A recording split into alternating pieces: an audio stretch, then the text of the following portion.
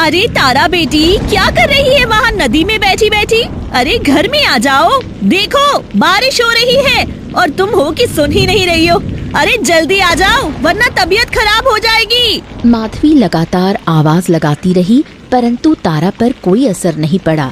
उसकी आंखें बंद होती जा रही थीं। हे ईश्वर, क्या होगा इस लड़की का? एक भी आवाज नहीं सुन रही है मेरी कहीं। इसकी तबीयत ज्यादा खराब हो गई तो क्या होगा? मुझे खुद ही इसके पास जाना होगा। इतना कहकर माधवी बारिश में भीगती हुई भागकर नदी के किनारे तारा के पास पहुंच गई। यहाँ क्या कर रही हो तारा?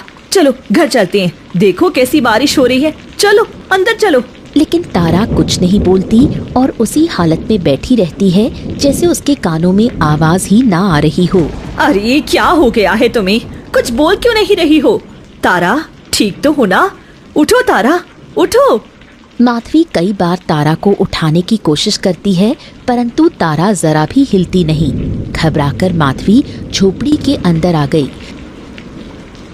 अरे जी उठिए, देखिए तारा को क्या हो गया है। वे नदी के तट पर बैठी है, बारिश भी हो रही है। मैं कब से बुला रही हूँ उसे, लेकिन वह ना बोल रही है ना हिल रही है। ऐसा लग रहा है जैसे वह सुनते हुए भी सुन नहीं रही। हरी का चेहरा डर से पीला पड़ गया।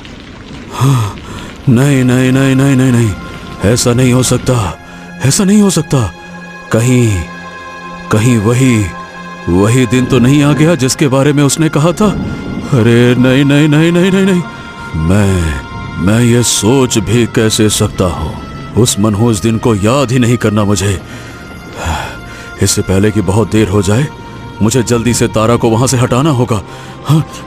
हरी घबराकर उठा, एक बक्सा खोला और उसमें से एक पोटली निकाली। ये क्या निकाल रही हो आप? कुछ बोल क्यों नहीं रहे? इतने घबराए हुए क्यों हो? जैसे कुछ बुरा होने वाला है। अरे कुछ नहीं, तुम सुनो तो तुम परेशान मत हो, मैं अभी आता हूँ। ठीक है, अभी आता हूँ मैं। इतना कहकर हरी पोटली लेकर तेज कदमों से नदी के किनारे पहुंचा और उसमें से एक भभूत निकालकर तारा के सिर पर लगा दी। अचानक तारा बेहोश होकर वहीं गिर गई। पीछे से माधवी भागती हुई आई। कि आपने क्या किया मेरी बेटी को? क्या हो गया उसे? ये बेहोश क्यों हो गई?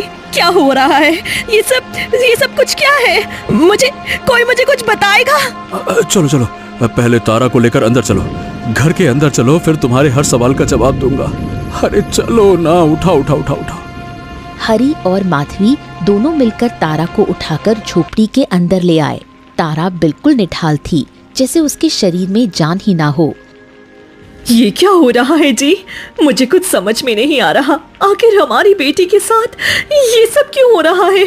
हरी की चुप्पी बहुत कुछ बयान कर रही थी, जिसको देखकर माधवी चीख पड़ी। मैं अपनी बेटी को कुछ नहीं होने दूंगी। सच बताइए, आप कई बार इसके सर पर कुछ लगाते हो और ये बेहोश हो जाती है। आज मुझे जवाब चाहिए। तुम्हें सच सुनना है ना? तो सुनो तुम। ये उस वक्त की बात है जब हमारी शादी को 6 साल हो चुके थे। हरी अकेला घने जंगल के रास्ते चल रहा था। हे ईश्वर, मेरी शादी के 6 साल बीत गए हैं। माधवी हर वक्त रोती रहती है। मैं करूं तो क्या करूं? मेरी एक भी तो संतान हो जाए, उसी से गुजारा हो जाएगा। रास्ते में परेशान मन से चलते हुए हरी को गांव का एक आदमी मिला। और हरी भाई, क्या हाल चाल है? तेरी शादी को तो 6-7 साल बीत गए और अभी तक तेरा बच्चा नहीं हुआ। अरे हमारे तो 6 साल में 3 खो बच्चे हो गए। चुन्नू मुन्नू और पता नहीं कौन कौन से। तू क्या कर रहा है? क्या करूं, मैं भी बहुत परेशान हूँ। मने की शादी के 6 साल हो गए। माधवी हर वक्त पागलों की तरह रहती है।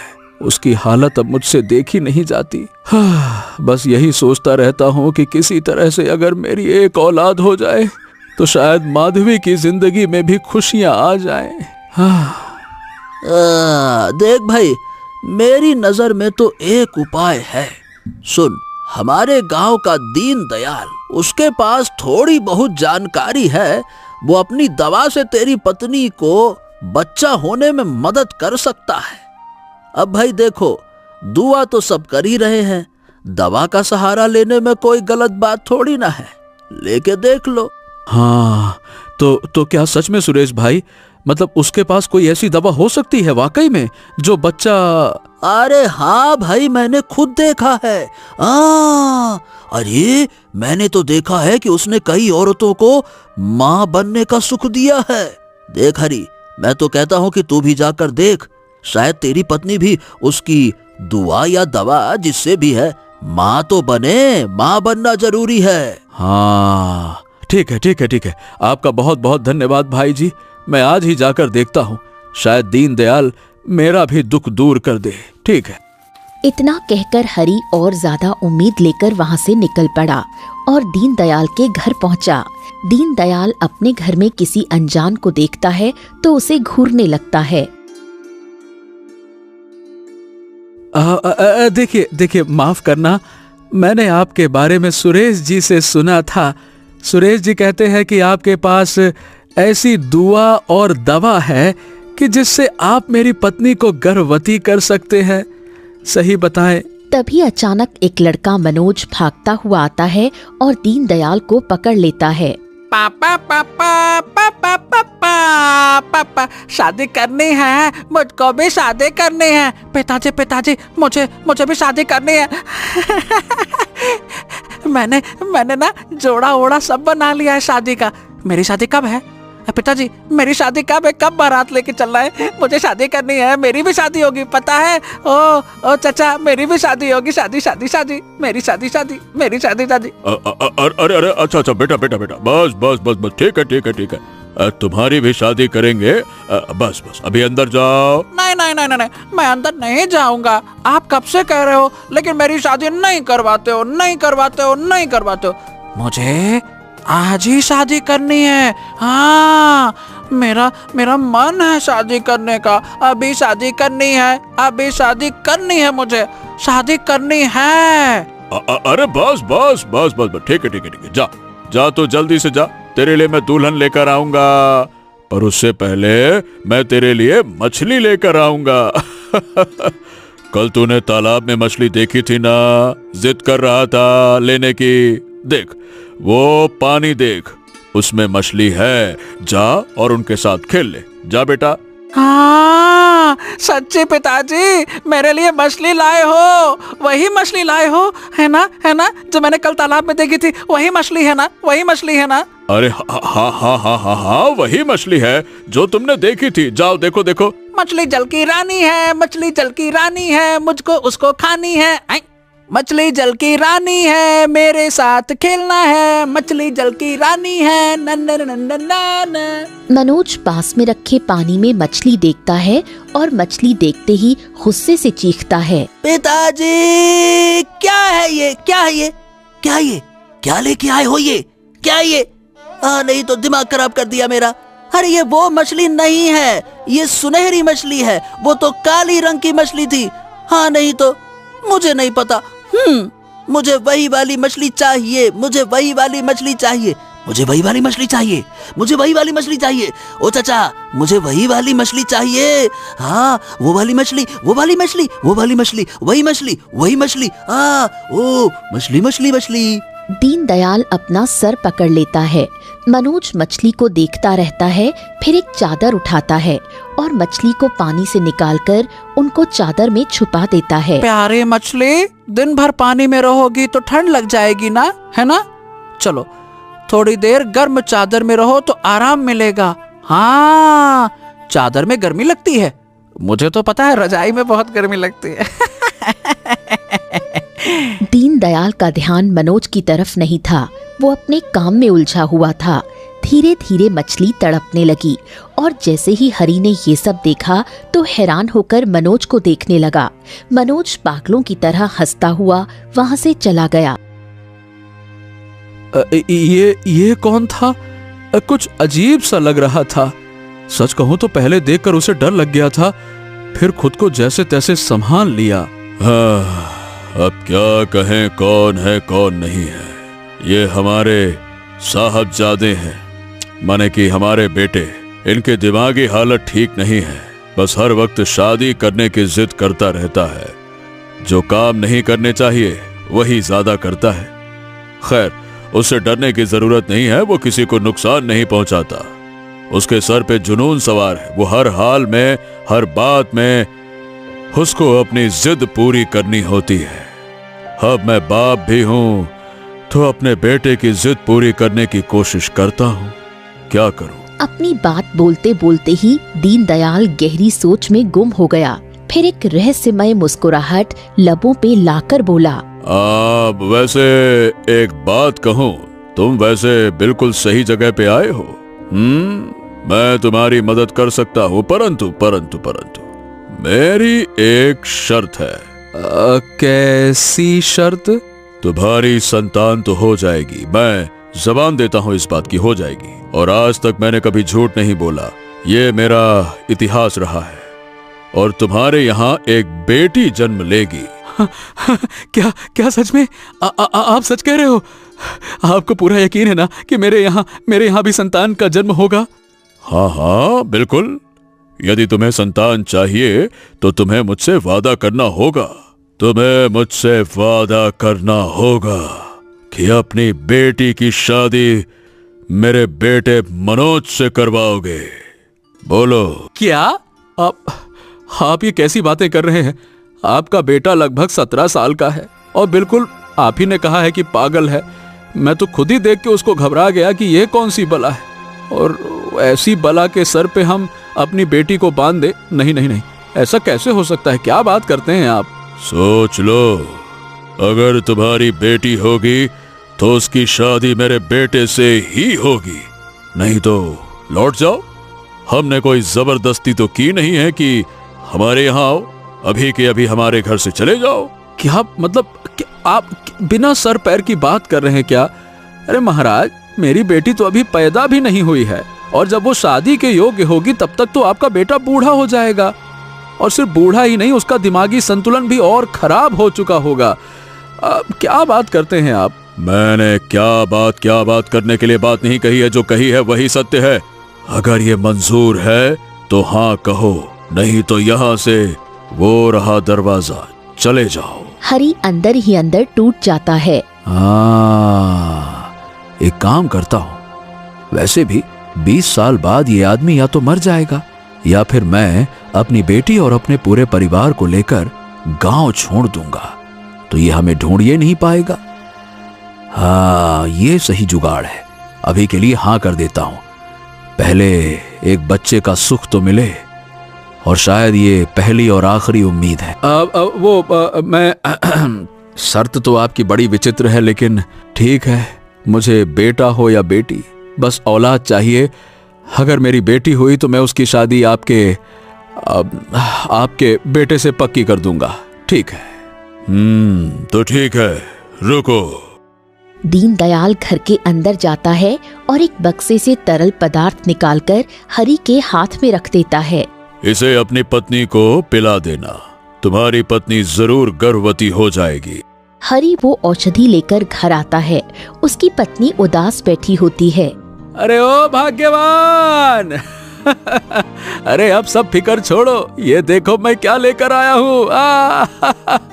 इसको पीकर तुम गर्भवती हो जाओगी।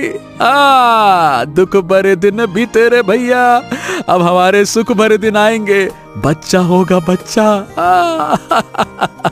हरी वो औषधि माधवी को पिला देता है। कुछ समय बीतता है और माधवी एक सुंदर सी बेटी को जन्म देती है। ये मंजर देखकर हरी के पैरों तले जमीन खिसक जाती है। ये क्या? ये तो सच में बेटी हो गई। अब मुझे अपनी बेटी को लेकर यहाँ से बहुत दूर जाना होगा। अगर ये बात फैल गई तो मेरी बेटी की शादी उस पागल से करवा दी जाएगी। नहीं, मैं इसे लेकर बहुत दूर चला जाऊंगा। उसका साया तक मेरी बेटी को छू नहीं पाएगा। अगले ही दिन हरी बच्ची और पत्नी को लेकर गांव छोड़ देता है। और उस दिन के बाद मैंने किसी को पता नहीं लगने दिया कि मैं कहाँ रहता हूँ। तुमको पता है, पिछले महीने से जब से तारा 16 साल की हुई है तब से ऐसा उसके साथ तीसरी बार हुआ है। ये खुद ही खुद में खो जाती है। मूर्छित करने के बाद ही उसके प्राण बच पाते हैं। तो क्या इसी वजह से हमारी बेटी के साथ ये सब हो रहा है? आप कुछ करते क्यों नहीं? अरे मैं कई साधुओं और जादूगरों के पास गया, उन्होंने ये औषधि दी है। इससे कुछ देर के लिए तो तारा ठीक हो जाती है, लेकिन पूरी तरह से मुक्त नहीं हो सकती। हे ईश्वर, हमारी फूल सी बच्ची के साथ ये क्या हो गया? अब हम क्या करें? ना चाहते हुए भी हमें उसके पास जाना ही होगा। कहीं न कहीं उसको पता था कि एक दिन उसकी दवा से हमारे यहाँ संतान का जन्म होगा, वो भी बेटी का, और वो संतान पूरी तरह से स्वस्थ नहीं होगी, ये उसको पता था। और उसको स्वस्थ करने के लिए हमें दीन दयाल की जरूरत पड़ेगी।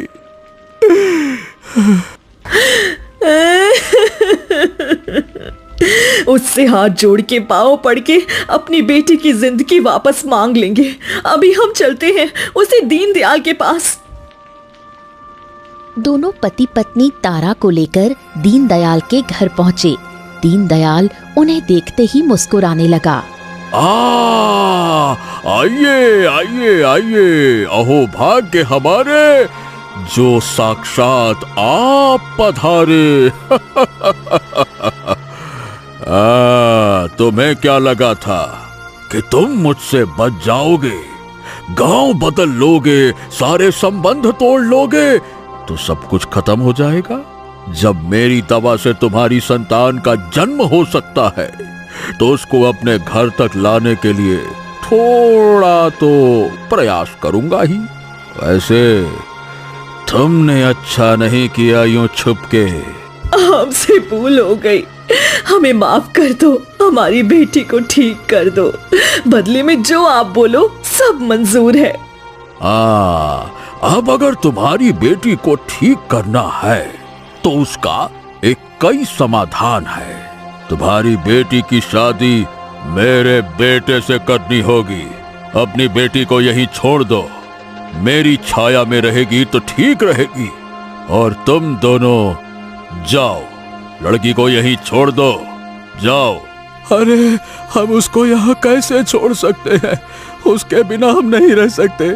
ऐसा मत करो दीनदयाल जी, ऐसा मत करिए, कुछ तो दया करिए महाराज, ऐसा ना करिए, ना करिए ऐसा। दीनदयाल धक्के मारकर हरि और उसकी पत्नी को बाहर निकाल देता है।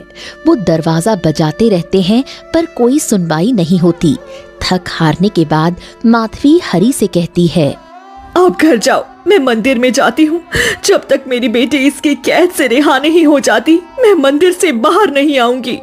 माधवी रोते हुए मंदिर की ओर बढ़ती है। हरि भी उसके पीछे पीछे चल देता है, जैसे उनकी कोई सुनवाई ना हो कहीं।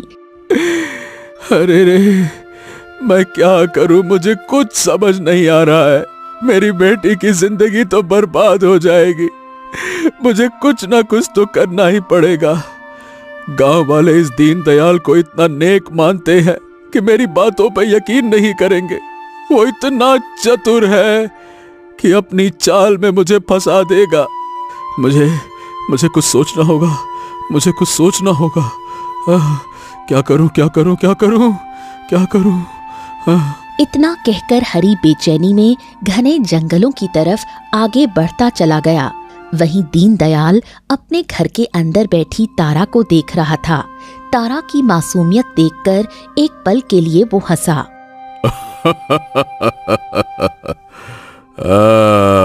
कितना आसान है किसी की जिंदगी बर्बाद करना, और उससे भी ज्यादा मुश्किल है किसी की जिंदगी बचाना। आज तारा की मासूमियत को मैं मनोज से विवाह करके मसल के रख दूंगा। ये बोलते हुए न जाने क्यों उसकी आंखों में खुशी की झलक आंसुओं में बदल गई। एक आंसू उसके गाल से लुढ़क गया। ये देखकर दीनदयाल हैरान हो गया। है? ये क्या?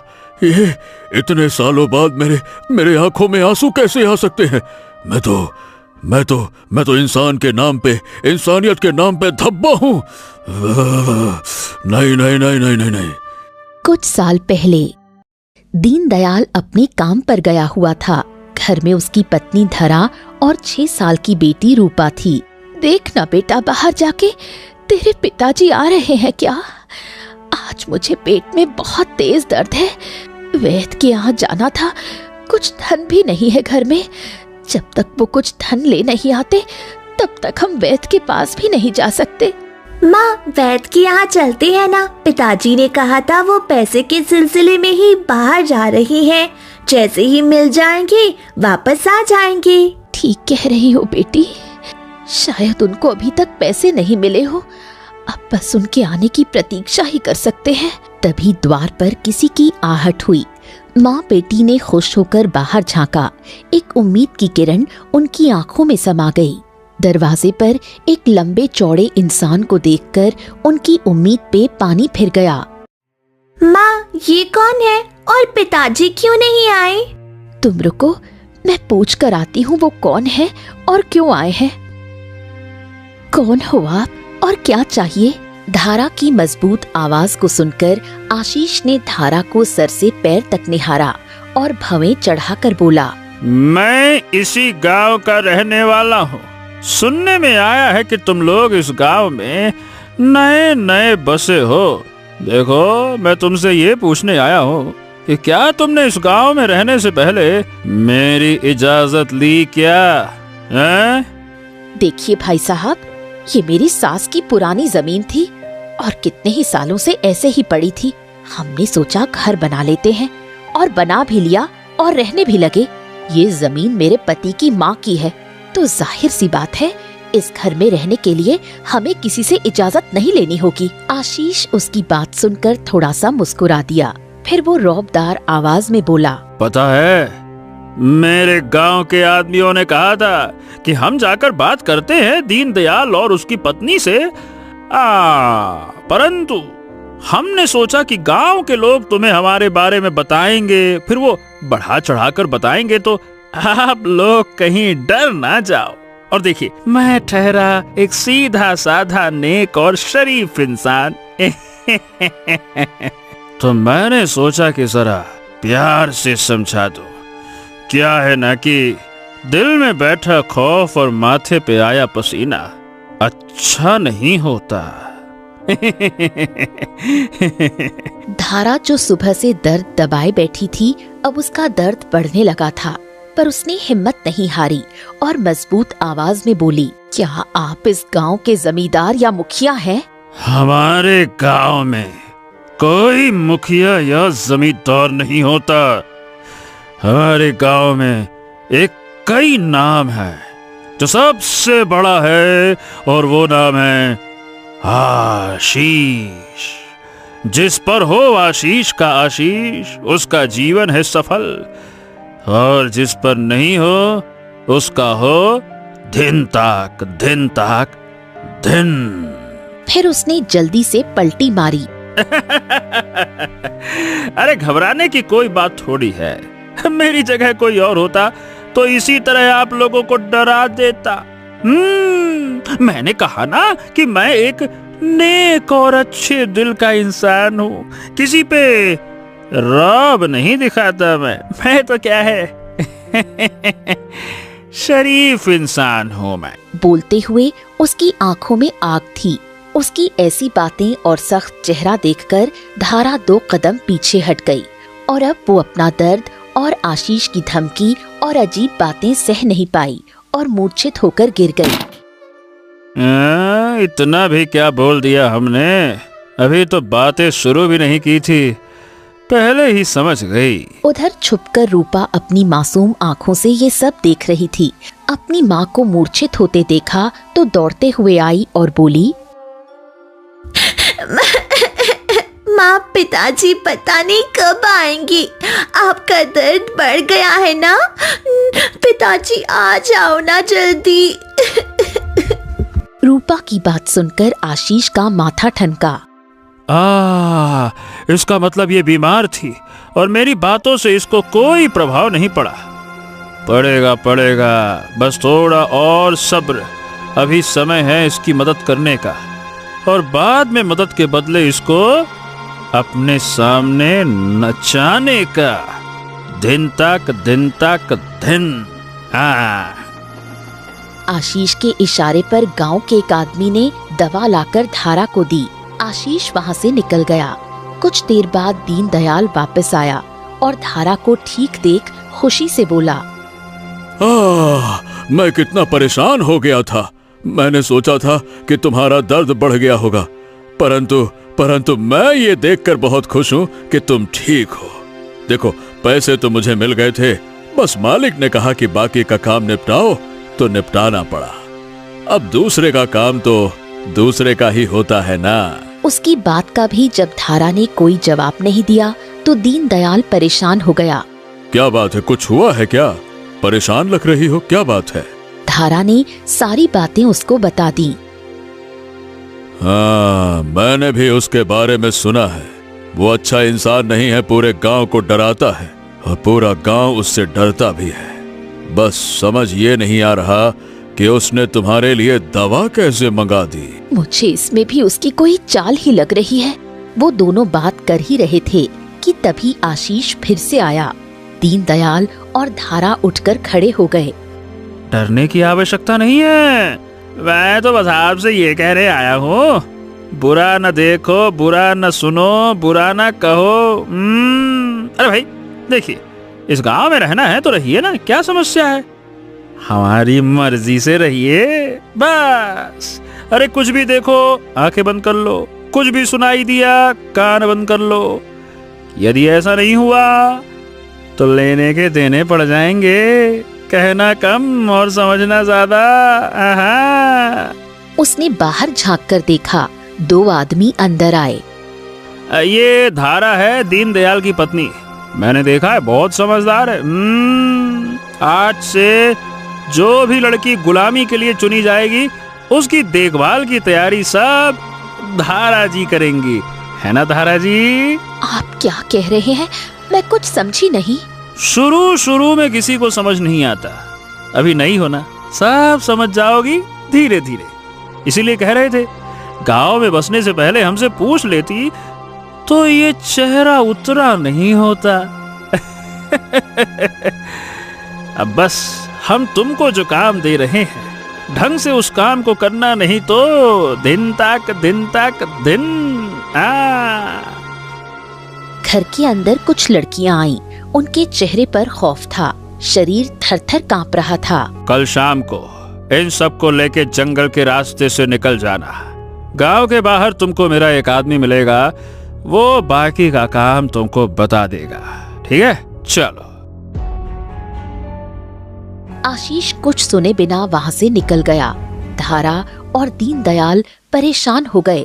धारा ने लड़कियों से पूछा, ये सब क्या हो रहा है? कौन हो तुम? इतना डरी हुई क्यों हो? आखिर क्या चाहता है ये आशीष तुमसे? दीदी, ये आदमी हमको गांव के बाहर भेज देगा और हमसे मजदूरी कराएगा। उसका कहना है लड़कियां मर्दों की कमजोरी होती हैं और लड़कियों को कोई काम देने से मना नहीं करता। इसीलिए वो हर साल गांव की कुछ जवान लड़कियां चुनता है और उनको बड़े बड़े घर में काम के लिए भेजता है। हमारी बाप भाई हमसे मजदूरी नहीं कराना चाहती, परंतु ये आशीष जबरदस्ती करता है क्योंकि सब इससे डरते हैं और उस मजदूरी का जो पैसा मिलता है उनमें से वो 2 हिस्से तो अपने पास रख लेता है और 1 हिस्सा हमारे परिवार को दे देता है। ये तो बहुत गलत बात है। लड़कियां गुलाम नहीं हो सकती, और हो भी जाएं, यदि उनके घर वाले माने तो। घर वालों को डरा के आशीष ये काम नहीं कर सकता। इतना बोलकर धारा जख्मी नागिन की तरह घर से निकल गई। रुक जाओ धारा, तुम उनको नहीं समझा सकती हो, तुम जानती नहीं वो क्या चीज है। धारा के सिर पे तो जैसे भूत सवार था आशीष को सुधारने का। पीछे पीछे रूपा भी भागती हुई आ रही थी। वो आशीष के सामने जाकर खड़ी हो गई और चिल्लाकर बोली, तुम ऐसा नहीं कर सकते, तुम उनसे उनका अधिकार नहीं छीन सकते। कान पका दिए कचर कचर कचर कचर। अरे पागल औरत, मुझे आके इतनी बातें सुनाएगी क्या? इतने बुरे दिन आ गए मेरे। मैं राजा से शिकायत करूंगी आपकी। आशीष का खून खौल उठा। राजा की धमकी देगी मुझे? मुझे राजा की धमकी देगी तू? तुझे मेरे सामने किसी को इतना आदर नहीं देना चाहिए था। यहाँ का राजा, यहाँ का भगवान, यहाँ का स्वयंभू, यहाँ का सब कुछ मैं हूँ। और आज तक किसी ने मुझसे ऐसे बात नहीं की। इसकी सजा तो अब तुझे मिलेगी।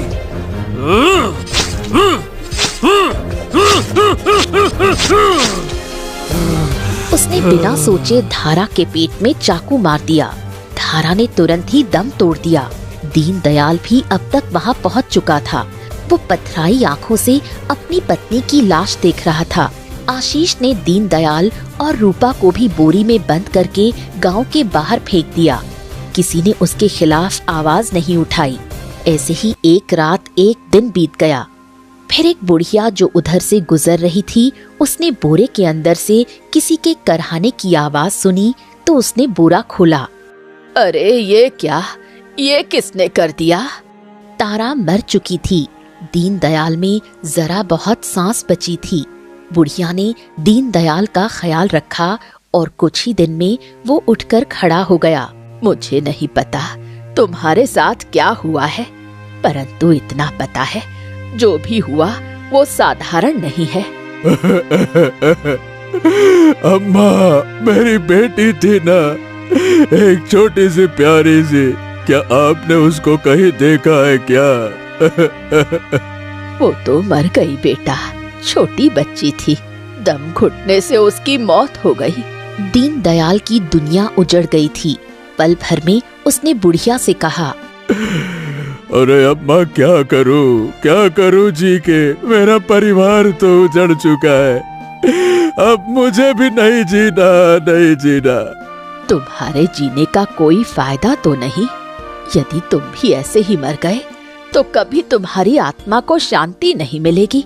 अभी तुमको उसे बर्बाद करना है जिसने पूरे गांव की जिंदगी बर्बाद की है। अरे उससे कोई नहीं टकरा सकता, कोई भी नहीं। उसने न जाने कितनी जिंदगी उजाड़ दी।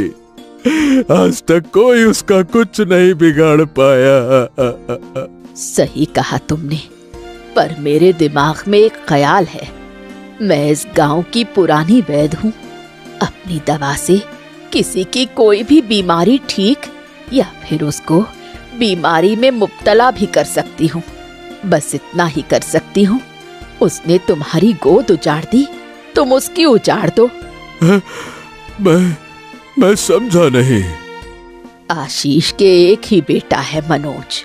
उसको तुम किसी तरह यहाँ ले आओ। मैं अपनी जड़ी बूटी से उसका दिमागी संतुलन बिगाड़ सकती हूँ। फिर उसको पता लगेगा जब इंसान बेबस हो जाए संतान के लिए तो कैसा लगता है। दीनदयाल नफरत में इतना जल रहा था कि उसने 7 साल के मासूम बच्चे मनोज को आशीष से दूर कर दिया। वो आशीष जो किसी की बात का जवाब देना भी पसंद नहीं करता था, अब वो इकलौती संतान के खोने से टूट गया था। हाँ, और उसी दिन से मैं उसी आग में जल रहा हूँ। आशीष का बेटा मैंने तो चुरा लिया, उसको पागल भी बना दिया, परंतु आज भी किसी का दर्द देख के सह नहीं पाता। अपनी बेटी रूपा बड़ी याद आती है। इन्हीं नन्हे हाथों में खेलती थी। वो सारा मंजर अभी तक मेरी आंखों के सामने है। तभी बूढ़ी औरत वहां आई। दीनदयाल को ख्यालों में खोया देखा और वो समझ गई। देख बेटा, मैं जानती हूँ तेरे मन में क्या चल रहा है, परंतु जो तूने सहा वो भी कम नहीं था। अब समय आ गया है उस आशीष को मिट्टी में मिलाने का। अम्मा, मुझे ये समझ नहीं आया कि आपने मनोज के लिए तारा को क्यों चुना। हम क्यों मनोज का विवाह तारा से करना चाहते हैं? आखिर उससे हमको क्या फायदा होगा? उस आशीष का विवाह मेरी बेटी से होने वाला था, और उस आशीष ने मेरी बेटी से विवाह तोड़ दिया था, ये बोलकर कि वो किसी साधारण लड़की से विवाह नहीं करेगा और जो तारा है उसका बाप एक घटिया किस्म का आदमी है।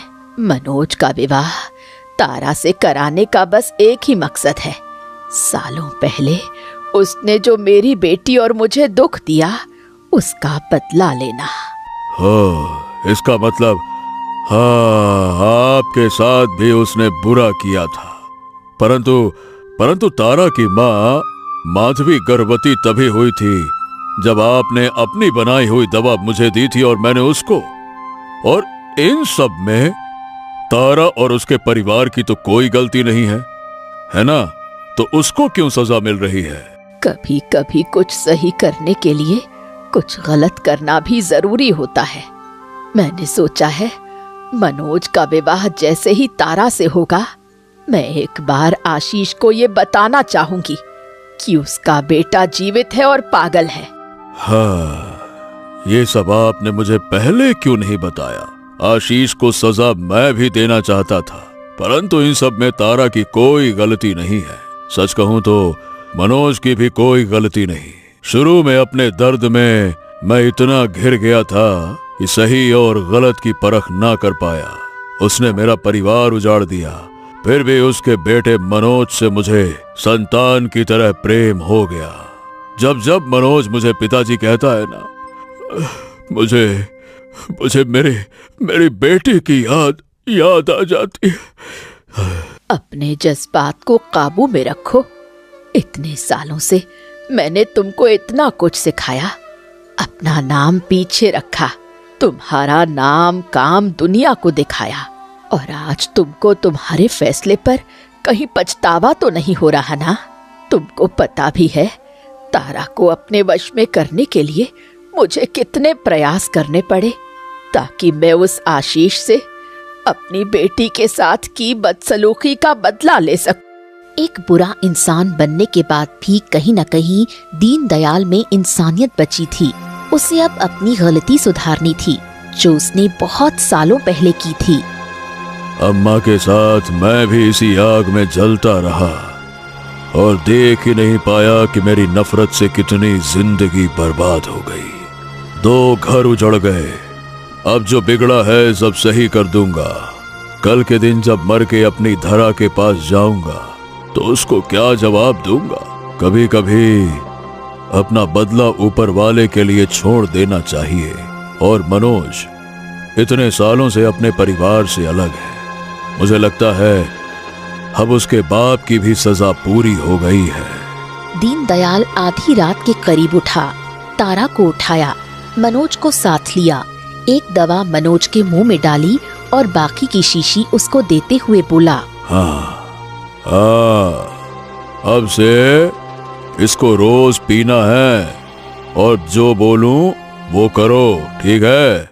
दीनदयाल दोनों को लेकर घर के बाहर आ गया।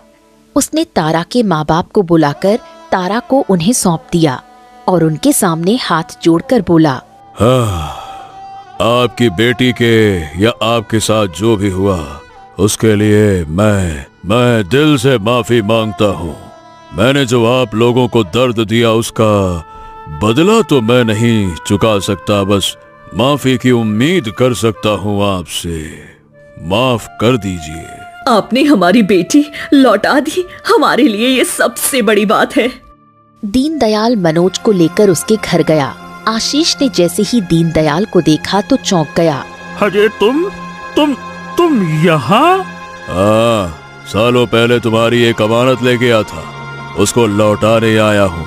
यहाँ रुक के तुम्हें माफ करने या तुमसे माफी मांगने की उम्मीद लेकर नहीं आया, क्योंकि मैं भूला नहीं हूँ जो तुमने मेरी बेटी और मेरी पत्नी के साथ किया, उनका कत्ल करके। उसकी बात सुनकर आशीष ऐसा हो गया जैसे जमाने भर का दुख उसके चेहरे पर सिमट आया हो। आज अगर उसका कोई कत्ल भी कर देता तो शायद उसे इतना दर्द नहीं होता जितना अब हो रहा था। वो जीत कर भी हार गया था और दीनदयाल हार कर भी जीत गया था।